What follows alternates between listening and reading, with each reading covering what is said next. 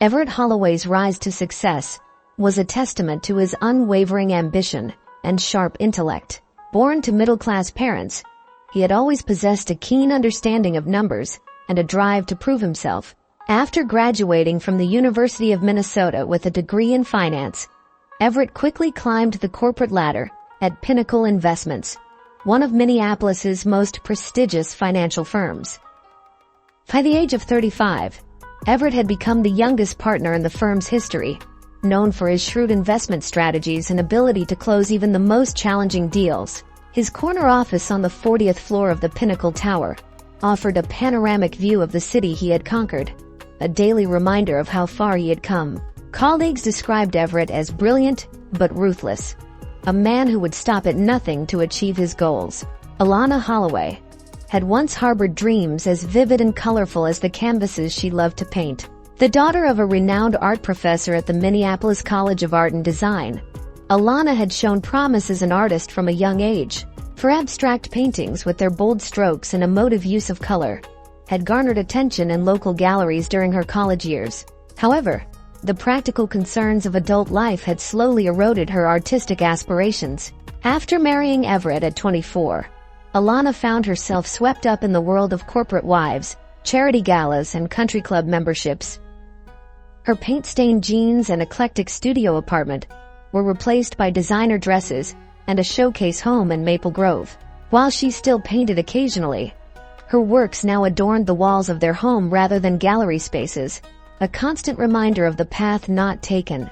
To the outside world, the Holloways were the epitome of success. Their annual Christmas parties were the talk of the neighborhood. Everett and Alana moved through social circles with ease, he with his sharp wit, and she with her warm smile and effortless charm. They were fixtures at charity events, always ready with a generous donation and a quotable soundbite for the local press. Yet behind closed doors, the cracks in their relationship were becoming increasingly difficult to ignore. Everett's long hours at the office and frequent business trips left Alana feeling isolated and unfulfilled.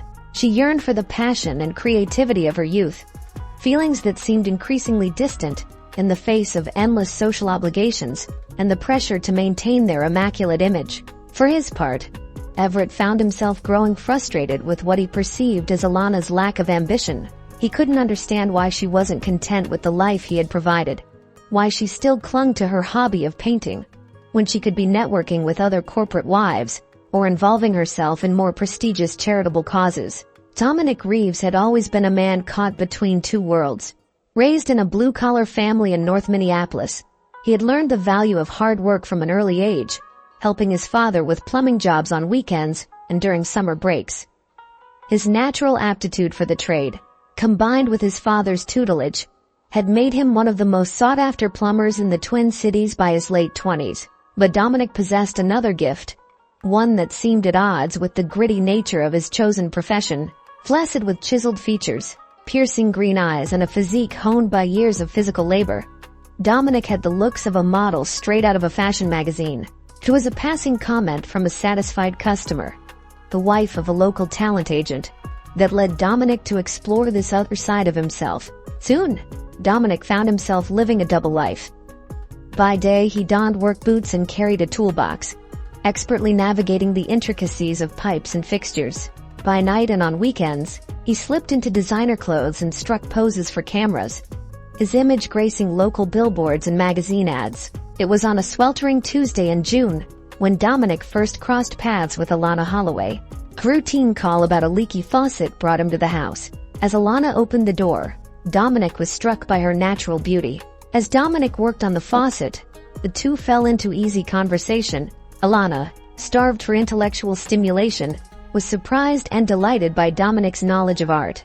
He spoke passionately about a recent exhibit he had seen at the Walker Art Center, his eyes lighting up as he described the interplay of light and shadow in the paintings. For the first time in years, Alana felt truly seen and heard. As Dominic packed up his tools, their eyes met, and a spark of connection passed between them. Little did either of them know that this chance encounter would set in motion a series of events that would irrevocably alter the course of their lives. In the weeks following their initial encounter, Alana found herself inventing reasons to call Dominic back to the house. A stubborn clog in the guest bathroom. A mysterious knocking in the pipes. A sudden need to update the fixtures in the powder room. Each issue, no matter how trivial, became an excuse to see the handsome plumber again. Dominic, for his part, was all too happy to oblige. He found himself looking forward to these service calls more than any modeling gig or high-paying plumbing job. Their conversations during these visits grew longer and more personal.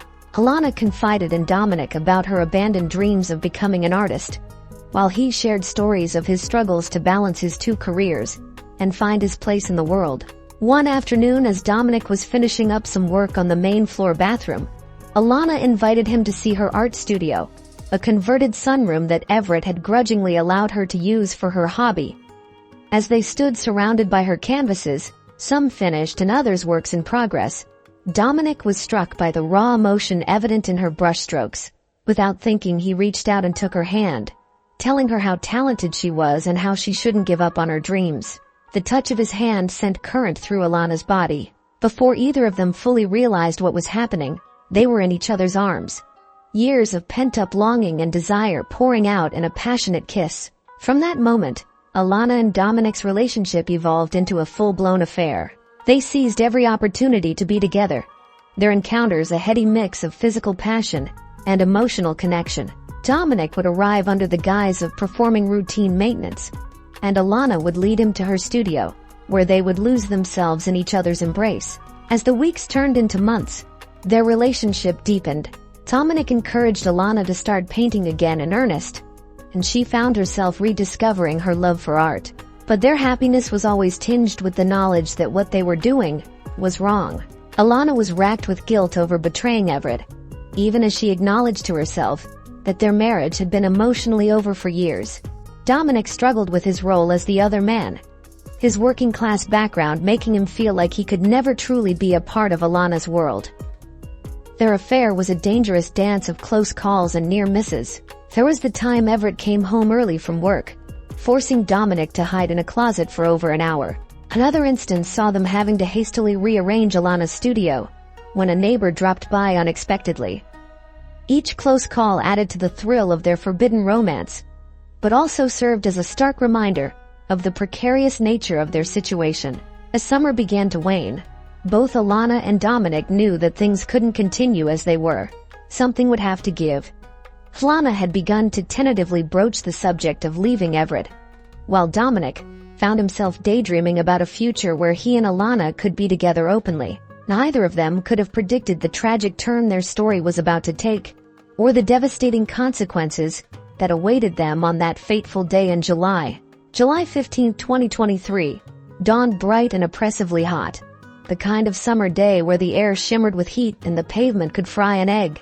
Everett Holloway was in New York, scheduled to close a major deal that would cement his status as Pinnacle Investments' top performer.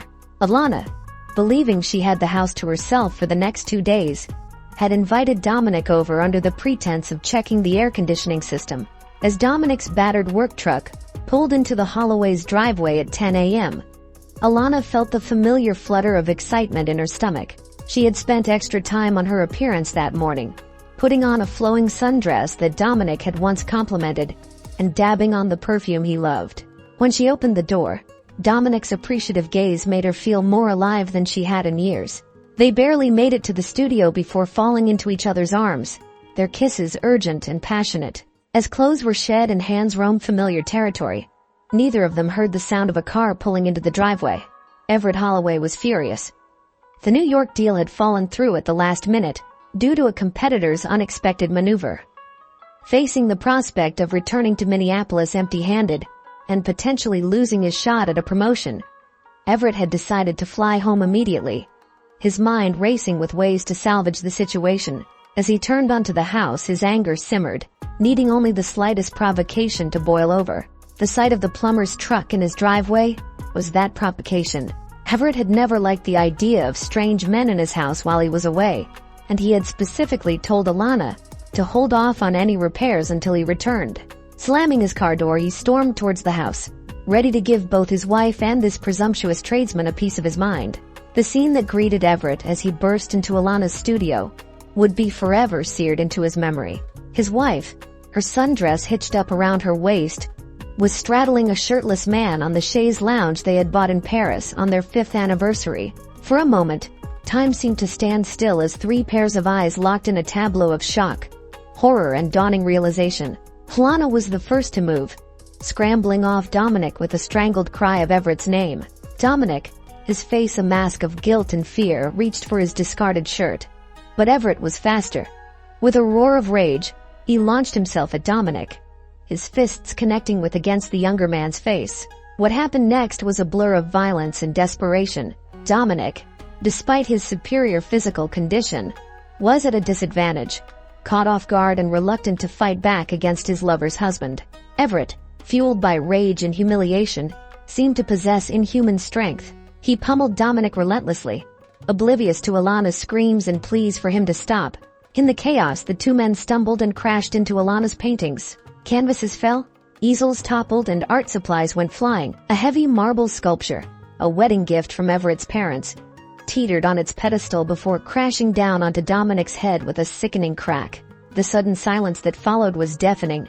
Dominic lay motionless on the paint-splattered floor, blood pooling around his head like a macabre halo.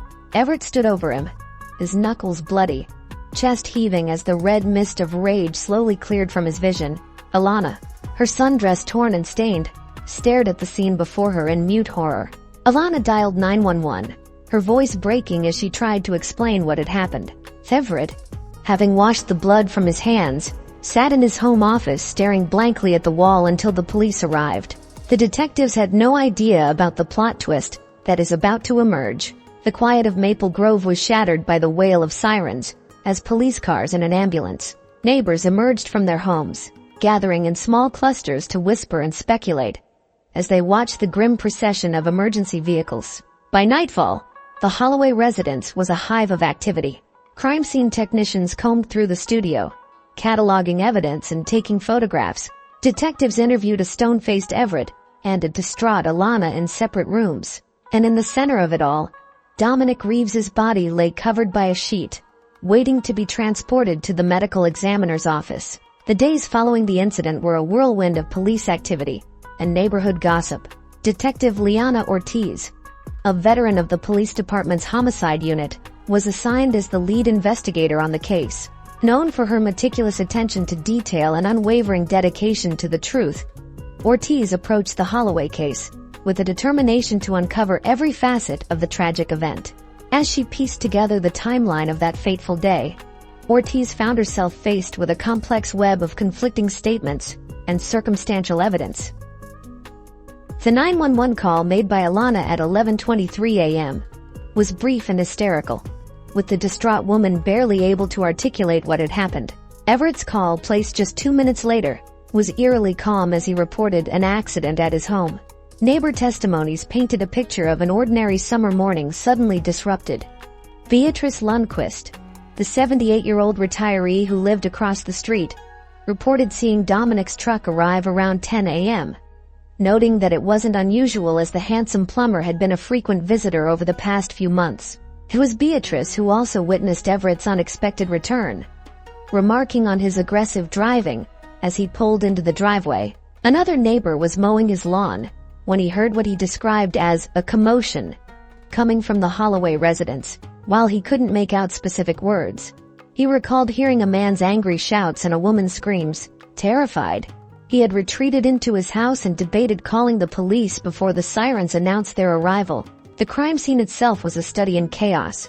The once pristine studio was now a jumble of overturned furniture, shattered art pieces, and splattered paint. Flood spatter analysis indicated a violent struggle, with Dominic's blood found not only around his body, but also on several surfaces throughout the room. Most damning was the marble sculpture, its base stained red, which the medical examiner would later confirm as the weapon that delivered the fatal blow. Alana, still in shock, provided a fragmented account of the events. She admitted to the affair with Dominic, but insisted that Everett's attack was unprovoked, and that she had begged him to stop. Her torn dress and bruised arms seemed to corroborate a struggle, though it was unclear whether these injuries came from Everett or from her attempts to intervene in the fight. Everett, on the other hand, maintained a stance of self-defense. In his statement, He claimed to have found Dominic attacking Alana and had intervened to protect his wife. He expressed remorse for Dominic's death, but insisted he had only been trying to subdue the younger man. However, the lack of defensive wounds on Everett and the extent of Dominic's injuries cast doubt on this version of events. The autopsy report, delivered 3 days after the incident, provided grim details of Dominic's final moments. In addition to the fatal wound, his body showed evidence of multiple blunt force traumas consistent with a severe beating. The report also noted defensive wounds on Dominic's arms and hands, suggesting he had tried to protect himself from the onslaught. As Detective Ortiz dug deeper, she uncovered a trail of text messages and emails between Alana and Dominic, documenting the evolution of their relationship from innocent flirtation to full-blown affair. Financial records showed a series of cash withdrawals from Alana's personal account, coinciding with dates of Dominic's visits, hinting at possible payments for services beyond plumbing. With each new piece of evidence, the case against Everett Holloway grew stronger. Yet Ortiz couldn't shake the feeling that there was more to the story than a simple crime of passion. As she prepared to present her findings to the district attorney, the seasoned detective knew that this case would be far from straightforward, and that the truth, when finally revealed, might be more complex and disturbing than anyone in Maple Grove could have imagined. Everett was charged with second-degree murder, a decision that sparked debate among legal experts. Some argued that the charge should have been first-degree murder, given the brutal nature of the attack. Others contended that the circumstances warranted a lesser charge of manslaughter. District Attorney Clarissa Nguyen defended the decision, stating that the charge reflected both the severity of the crime and the heat-of-the-moment nature of the confrontation.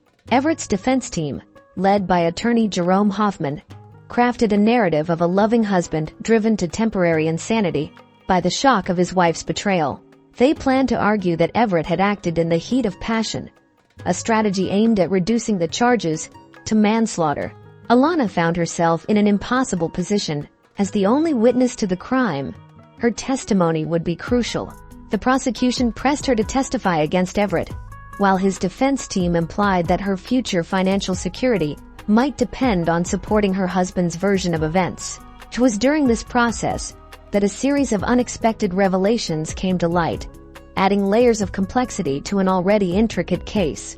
The first bombshell dropped when an anonymous tip led Detective Ortiz to dig into Dominic Reeves's past. What she uncovered was far from the simple story of a working-class plumber moonlighting as a model. Dominic, it turned out, had a juvenile record that had been sealed upon his 18th birthday. With a judge's permission, Ortiz accessed the files and discovered that as a teenager, Dominic had been involved in a sophisticated identity theft ring. He had avoided serious charges by turning state's witness against the ringleaders, but the incident revealed a cunning and potentially manipulative side to the man who had been painted as an innocent victim.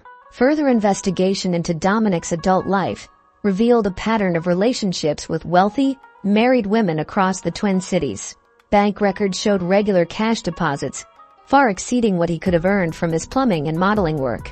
The defense team seized upon this information, beginning to construct a narrative of Dominic as a calculated con man who had targeted Alana as his next mark. What made this discovery even more shocking was the apparent connection to Dominic Reeves. One of the shell companies used in the embezzlement scheme was registered to an address that had once been Dominic's residence. This unexpected link between the victim and the financial crimes of the accused threw both the prosecution and defense into turmoil, raising questions about whether Dominic's presence in the Holloway home had been more than just a romantic entanglement. As news of these discoveries began to leak to the press, the public narrative around the case shifted dramatically. The story of a simple love triangle gone wrong evolved into a complex tale of financial misdeeds, possible blackmail, and long-held secrets. Speculation ran rampant. Had Dominic discovered Everett's embezzlement and been using it to blackmail him? Was Alana somehow involved in the financial scheme? Had Everett's unexpected return home interrupted more than just an affair? Amidst this whirlwind of new information, Alana Holloway found herself under increased scrutiny. Her initial portrayal as either a victim or a cheating wife was replaced by questions about her potential complicity in her husband's financial crimes. Investigators revisited her background, paying particular attention to her abandoned art career and the timing of her marriage to Everett. It was an old college friend of Alana's, now an art dealer in Chicago, who provided another piece of the puzzle. She came forward with information about a promising young artist named Alana Prescott, who had abruptly disappeared from the art scene a decade ago, right around the time Alana had married Everett. The dealer produced a catalog from a student exhibition featuring Alana's work, abstract paintings that bore a striking resemblance to several pieces found in Everett's office at Pinnacle Investments. This led to a startling theory. Had Alana's art been used as a vehicle for money laundering, the large sums paid for her paintings could have provided a perfect cover for cleaning the embezzled funds. If true, it would mean that Alana's abandonment of her art career might not have been about sacrificing her dreams for marriage, but a calculated move to protect a criminal enterprise. As these revelations came to light, the strategies of both the prosecution and defense had to be drastically revised. What had once seemed like a straightforward, if tragic, case of passion and violence had transformed into a complex web of deceit, financial crime, and potential conspiracy. In the eye of this storm, Everett Holloway maintained his stoic demeanor, revealing nothing.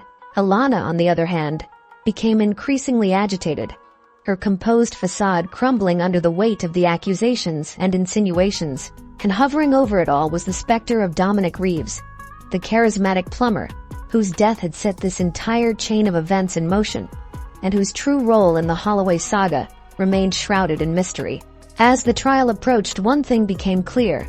The truth, when finally revealed in the courtroom, would be far stranger and more shocking than anyone could have imagined. The trial of Everett Holloway began on a crisp autumn morning, the courthouse steps crowded with reporters and curious onlookers. Inside, the tension was palpable as Judge Miranda Flores called the court to order.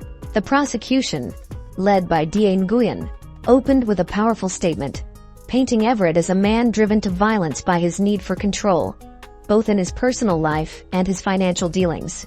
Defense attorney Hoffman countered with a narrative of Everett as a victim himself, of betrayal by his wife, and of manipulation by the deceased Dominic Reeves. He hinted at revelations that would shed new light on the events leading up to that fatal day in July. As the trial progressed, a parade of witnesses took the stand.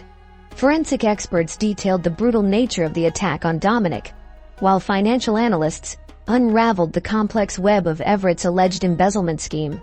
Former colleagues from Pinnacle Investments spoke of Everett's ruthless business practices and volatile temper. The testimony of Alana Holloway was highly anticipated, and it did not disappoint. Over 2 grueling days on the stand, Alana's composed exterior crumbled as she was confronted with evidence of her potential involvement in the financial crimes. In a dramatic moment, she broke down and admitted to using her art to launder money, but insisted that she had been coerced by Everett, painting a picture of a controlling and abusive relationship. The defense's cross-examination was equally intense, forcing Alana to admit to her affair with Dominic and suggesting that she had been aware of his criminal past. The implication that she and Dominic had been conspiring to blackmail Everett hung in the air. Unanswered, after 3 days of intense deliberation, the jury returned with their verdict. Everett Holloway was found guilty of second-degree manslaughter in the death of Dominic Reeves, a lesser charge than the prosecution had sought. Additionally, he was convicted on multiple counts of embezzlement and money laundering. The judge sentenced him to 15 years in prison, with the possibility of parole after 10 years. Alana Holloway, in a separate trial, pleaded guilty to lesser charges of financial fraud and received a suspended sentence in probation. She left Maple Grove shortly after, her whereabouts unknown to her former neighbors. The aftermath of the trial left the community of Maple Grove shaken. The picture-perfect facade of suburban life had been irreparably cracked, revealing the complex and often dark realities that can lurk behind closed doors. As for the truth about what really happened that fateful day in July, it remained elusive. Had Everett truly acted in a rage of passion? Or was it a calculated move to silence a potential blackmailer?